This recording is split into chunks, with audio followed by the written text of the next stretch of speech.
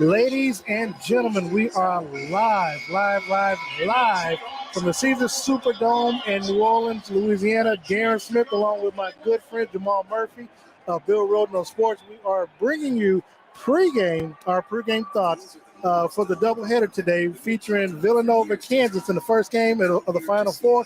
Second game, North Carolina Duke. We'll be joined momentarily by Vashti Hurt of Carolina Blitz. But in the meantime, Jamal, your first thoughts on the Final Four featuring 4 Blue Bloods that is going to be taking place this evening? It's like you said, it's 4 Blue Bloods. If you're a traditional college basketball fan, you really couldn't ask for anything more in terms of, teams that have been here before. They bring the pedigree. Their players will be ready for this. There's going to be no nerves in this game because any kid that goes through this program, this is what you expect to get to this level. And then, of course, we have Kansas. Of course, you got the Kansas-Villanova game, which would always be a great game. But it's really the undercard in this Final Four because you have the all-time great college basketball rivalry in the second game, North Carolina and Duke. And look, let's talk about that quickly. It's funny, as much as these teams have played each other, obviously, over the years in the tournaments and stuff like that, for Duke, North Carolina, this is the first time they've ever faced off in the NCAA tournament. How shocking or how surprising is that to you? No, I've been talking about it all week. I mean, it is shocking. We have 4 Blue Bloods here. There's also Kentucky, all these other Blue Bloods. Kansas has played Kentucky. Oh, yeah. Kansas has played North Carolina. Kansas has played Duke. Duke has played Kentucky. It doesn't make any sense. And it's not like the rules are against it, because they're in the same league. It only prevents you from playing up until the Sweet 16. So it's really shocking that this hasn't happened before. And obviously, for a lot of people during March Madness, everybody always roots for the underdog. But it's funny, this year, I guess you could say it was St. Peter's, Miami perhaps, but at the end of the day, it all boils down to, while people love Cinderella teams, the NCAA, they kind of like these type of traditional matches because you're going to get fans packed into the arena or the stadiums, and then also it's going to draw ratings as well. Yeah, everybody loves, at least the TV people, they love the Cinderellas in the early rounds. Once you get those big games and they got to put them on prime time and all that stuff, they want their names. And you got to know that once they had North Carolina Duke game in the Final Four, I mean, whoever's in charge at CBS was just doing, jumping jacks up in there. It's really important as we look at this first game between Kansas and Villanova. Obviously, you can't look at this game without thinking back 4 years ago when these two teams faced off in the first matchup, in the early matchup of the Final Four, where Villanova ended up winning the national title, but they blitzed through Kansas. And really the game was over with after the first media timeout where they had the 22-4 lead against KU. And KU never really had a chance to get back into the ball game with the way they were shooting those 3-point shots. Yeah, and that was a great Villanova team. Like you said, they won the national championship. That's a better team than they had this year. They had pros on that team. There really isn't a pro, a bona fide pro that they have on the team this year.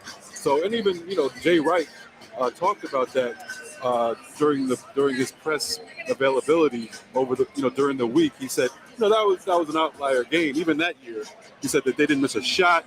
Everything went right for them that game, and it happens to everybody. So he kind of, he's not trying to dwell on that at all.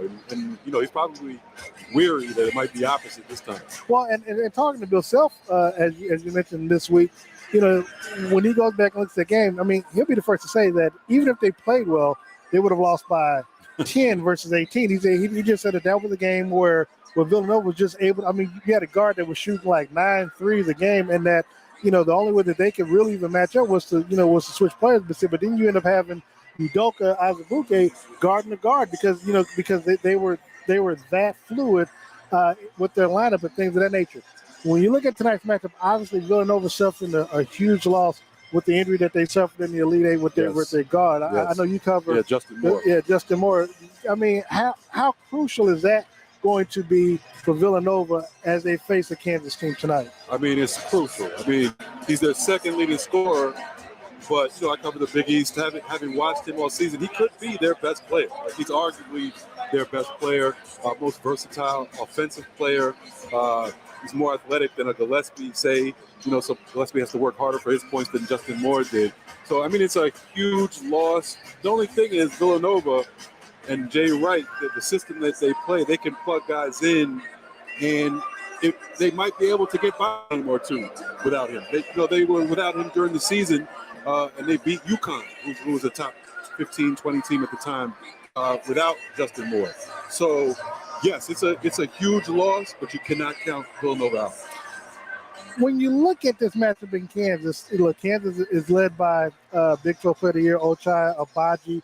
Obviously, you got David McCormick. They're more of a senior-led team. Obviously, they've had players come in, and Wilson and Remy Martin, as well as contributing well during the tournament off the bench. What type of matchup issues or problems do you see Villanova giving Kansas and maybe vice versa? I mean, for Villanova, it's really just the way they play, the toughness. They're not going to go anywhere. If Kansas comes into the game, I don't think they will, because Bill Self is going to have them prepared for almost everything. But you cannot come into this game and think that you have an advantage, or that you have the better team, and that you're gonna be able to take care of it just by playing your B game or your B plus game, because Villanova is not going anywhere. They're going to play tough. They're going to get the 50-50 balls. They're going to show up. They're going to make up for the loss of Justin Moore somehow, probably, coming from a variety of places. So, I mean, Kansas has to come into it like it's going to be a war, because really they're similar teams in terms of fundamentally sound, great coaches, play hard every game, great, pretty good defensive teams on both sides. So Kansas really just has to bring, both teams are going to bring their A game. I think Kansas has a little more talent, but Villanova, like you said, plays a little slower, so that can even out that talent gap. Now, of course, as we have seen in the tournament, Kansas has been coming off slow starts in the first half before turning things around in the second half. Do you see that happening in this particular game? Because obviously, look, it's the Final Four. You're going to have your fans there. You're going to have a lot of people here rooting for both teams, and look, you're going to have nerves. Right. How do you see that playing a role? Because remember, 2018, Kansas was prepared, but they came out sluggish. They came out and they got blitzed 22-4 before the first media timeout. I talked to Bill about this, and his thing was, you can't guarantee anything like that they're going to come out ready to go. But how do you make sure that they don't get off to a slow start? Yeah, I'd be shocked if they got off to a slow start in this game, because, like you said, their last game that they played, they got off to a slow start, and what they ended up doing in the second half was very impressive. I was, at halftime of that game, I thought Miami was going to win that game, but the way they came out in the second half, and I think it was a 45-17. Yep. Difference in the second half. I mean, that was as impressive as anything.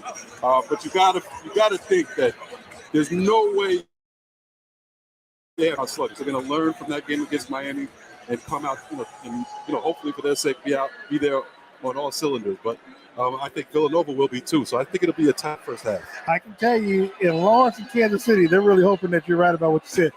We're joined, of course, by Miss Vashti Hurt. She is the owner, editor, and the Grand Poobah of Carolina Blitz. Thank you so much for joining us. And just your initial thoughts on the Final Four, obviously featuring the four Blue Bloods: Villanova, Kansas, Duke, and North Carolina. Is Villanova Blue Blood though? Yeah. No. Yeah. Oh, Shay. She goes by that old school. No, Villanova, not yet. No. I mean, they won a national title back in the 80s. I mean, No. And they were in the first ever Final Four. That's a little. The Blue Bloods are Duke, UNC, Kentucky, and UCLA. Whoa, I'm sorry. Basketball was and Kansas. Yeah, I was gonna say. I'm sorry, my bad. And Basketball was invented in Kansas. Like, seriously? I'm sorry. And Kansas. Those are your Blue Bloods. Okay, all right. We'll go with that. But what's your other thoughts about the Final Four? I mean, come on, it's history. We're really about to witness history. I don't even know if we will have a Duke UNC matchup in the Final Four ever again.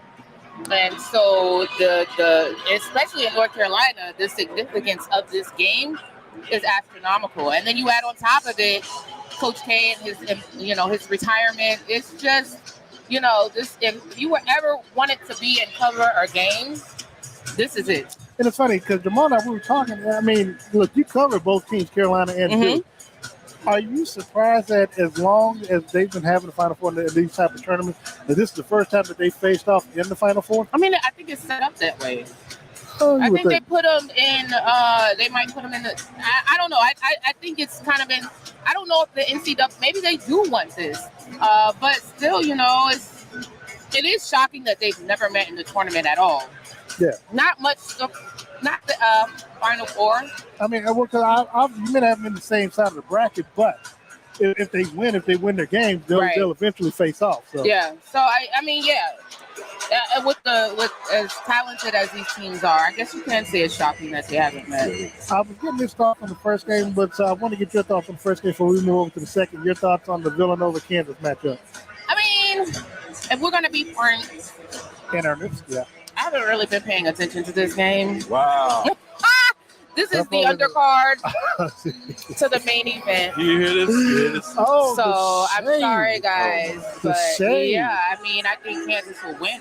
Oh, okay. Well, I mean, if we're gonna do predictions, I just think Kansas is bigger and stronger than Villanova, and so I think that Kansas will win. But yeah, I mean, this is the undercard to the major fight. Who knows? Who remember who fought for Tyson? Nobody. So, do you think the winner of the second game it's automatic? No, I don't think that. I'm just talking about today. Nobody cares about Villanova and Kansas, except for people who are fans of Villanova and Kansas. She's a North Carolina elitist. This is Vashti. You can also catch it during the NFL season covering the Carolina Panthers. Absolutely. My guy Jamal Murphy covers the New York Giants and New York Jets. So this is what we get. This is all year round, people. We just not seasonal. This is all year round. Let's get quick predictions on the first one. Jamal, who do you see it going? Predictions on the first one. Well, I'll start with the spread. The spread is Kansas a 4-point favorite. I'm going to be placing my bet shortly. Yeah, I like. If I had to bet on the spread, I would take Villanova because I think it's going to be a close game. I think Villanova could win. I think it's going to be very close. But if you ask me who I think is going to win, I'm going to lean Kansas, but by a point or two. Okay, that's a money line bet for me. Then, what about you? I agree. I mean, I said I thought that Kansas would beat Villanova. So yeah, I'm gonna go with Kansas in the first game. Well, yeah, I got to go KU because I ain't trying to You go don't home have road. to go Kansas. Oh, I do because I was there 4 years ago. I know what it's like to make that drive back home. It's not good after the first game. All right, looking at the second game, you got North Carolina Duke, as we talked about. First time ever facing off in the NCAA tournament. Jamal, your initial thoughts on this matchup? I mean, this is a great one. Just historically, like Vance I was saying, but also this year, because what's going on this year, obviously they split the first two games. North Carolina got blown out at home the first game by Duke. Then we all know Coach K's final game at Cameron. North Carolina goes in there and blows Duke out, really, in the second half. In the second half, they blew them out, running away. They ran away with what was the 10 minutes. They won by 13. Yeah, I think. Double digits. So blowout. And especially that second half. And I didn't expect that. I expected Duke to blow them out, both games. So, and that really turned North Carolina's season around. And ever since then, they've been a different team. But I think, both teams are playing very well right now. I didn't expect either team to be here in the Final Four. Mm-hmm. That's true. And, Duke, I expected them to be knocked out a little earlier because of the way they played, in the ACC tournament and the loss to North Carolina. But the way Duke is playing right now, they are the more talented team. They have lottery picks, bona fide lottery picks on their team, even though they're freshmen. And they're playing very well. You got Roach playing as well as he's played all season. I mean, he's like a different guy.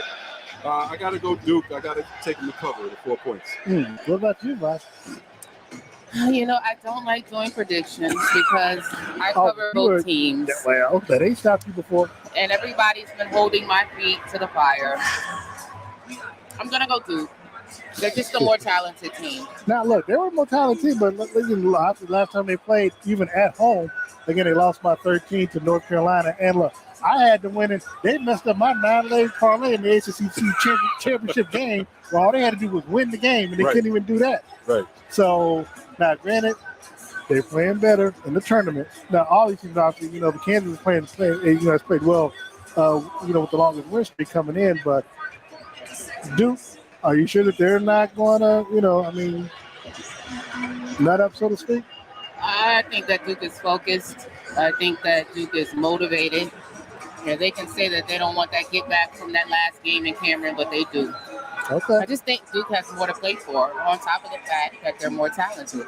I've got Duke winning this game as well. I do see a Duke-Kansas matchup. I think, I think CBS or TBS, I mean, they would love to They're have that. salivating over They're that. salivating. And of course, the storyline coming in is, look, it's one thing to have Blue Bloods, but the biggest storyline is, of course, Mike Krzyzewski.